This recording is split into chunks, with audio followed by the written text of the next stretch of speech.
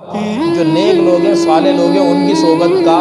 اللہ تبارک و تعالیٰ یہاں پر فرما رہے ہیں کہ نیک لوگ یہ کہتے ہیں کہ یا اللہ ہمیں صالحین کی صحبت نصیب فرمائیے کہ ہم جئیں بھی اس کے اوپر۔ انہ من عاش علی شیء مات علیہ ومن مات علی شیء بعث علیہ، کہ جو جس چیز پر زندگی گزارتا ہے، جس کے ساتھ زندگی گزارتا ہے، موت بھی اسی حال میں اسی کے ساتھ آتی ہے، اور جس حال کے اندر جس کے ساتھ موت آئے گی اور حشر بھی قیامت کے دن انہی کے ساتھ ہوگا۔ تو نیک لوگوں کے ساتھ ہمارا حشر ہو، ہم نیک لوگوں کے ساتھ زندگی گزاریں تاکہ ہمیں موت بھی نیک لوگوں کے ساتھ آئے۔ اور دیکھیں نیکوں کی جو صحبت ہے یہ اتنی اہم چیز ہے کہ اللہ کے رسول بھی اس کے لیے دعا کرتے ہیں۔ حضرت یوسف علیہ السلام فرماتے ہیں فاطر السماوات والارض انت ولی فی الدنیا والآخرہ توفنی مسلما والحقنی بالصالحین، کہ اے ربا جو تو آسمان اور زمین کا خالق ہے، تو میرا دنیا میں بھی کارساز ہے اور آخرت میں بھی کارساز ہے، لہٰذا مجھے موت دینا اے اللہ اس حال میں کہ میں ایمان والا ہوں، اسلام والا ہوں، میں مسلمان ہوں، اور مجھے ملا دیجئے نیک لوگوں کے ساتھ، مجھے صحبت دے دیجئے نیک لوگوں کی صحبت۔ تو دیکھیں نیکوں کی صحبت جو ہے یہ بڑی کارگر ہے، یہ بہت بڑی کارگر ہے کہ یہ مسک جو ہے وہ سونا بنا دیتی ہے، چاندی کو سونا، تانبے کو سونا بنا دیتی ہے نیکوں کی صحبت، ہے کہ نہیں؟ دیکھیں حضرت مولانا روم رحمۃ اللہ علیہ لکھتے ہیں کہ ایک گدھا ہے، گدھا وہ نمک کی کان میں گر جاتا ہے۔ گدھے کا کھانا تو حرام ہے، جائز نہیں ہے، کون کھائے گا، کراہیت محسوس ہوتی ہے، ہاں، لیکن اگر وہ نمک کی کان کے اندر گر جاتا ہے،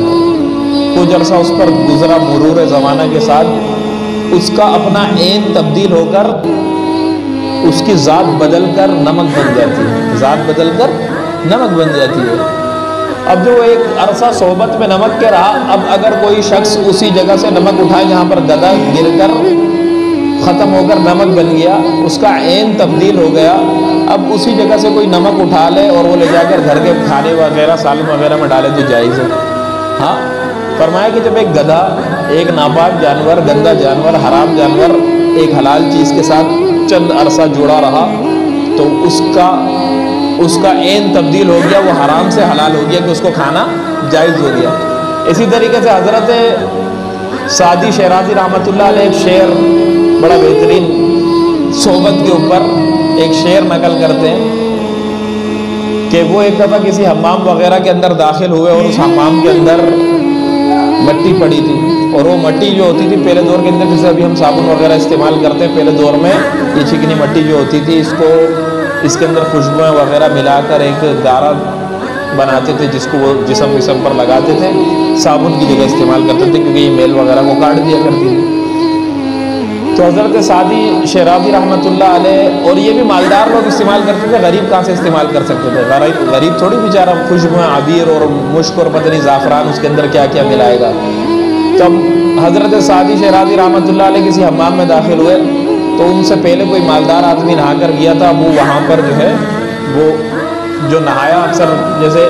پبلک عام استعمال کے جو حمام وغیرہ ہوتے ہیں لوگ ادھر صابن وغیرہ لے کے جاتے ہیں، پھر نہا کر چھوڑ دیتے، تو کسی نے اپنی مٹی چھوڑ دی تھی، تو حضرت نے جیسے ہی دیکھا تو وہ تو پھر شاعر تھے بڑے درجے کے، انہوں نے اس مٹی پر جیسی نگاہ پڑی اور اس کے اندر معطر خوشبو،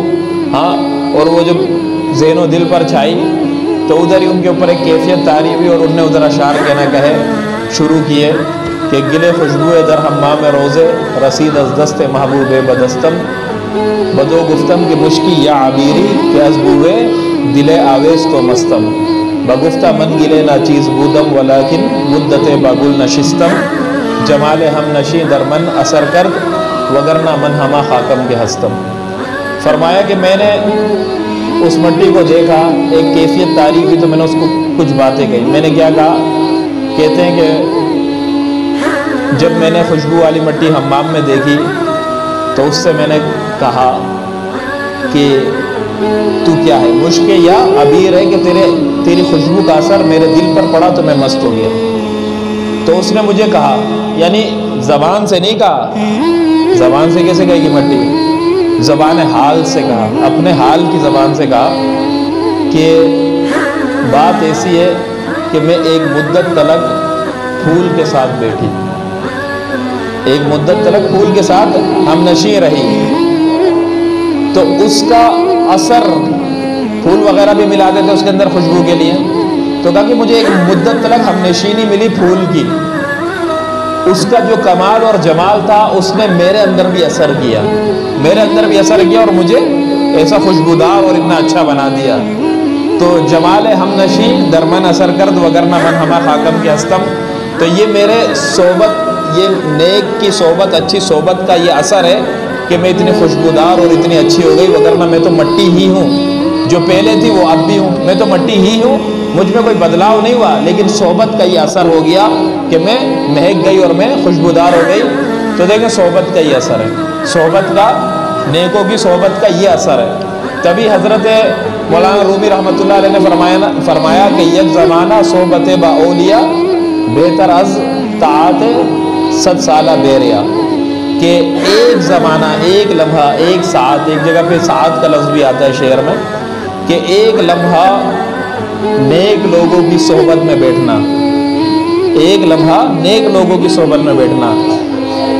100 سالہ بے ریا عبادت سے افضل ہے. 100 سالہ بے ریا عبادت، ایک بندہ 100 سال تک عبادت کرے بغیر ریا کے، دکھلاوا نہ ہو، 100 سال تک عابد زاہد بنا رہے. فرمایا ایک طرف یہ اور دوسری طرف نیکوں کی صحبت کے اندر بیٹھنے والا، نیکوں کی صحبت اختیار کرنے والا، وہ ایک لمحہ جو نیکوں کی صحبت اختیار کرے گا تو وہ 100 سالہ عبادت کرنے والے سے کیا شرف میں آگے بڑھ جائے گا.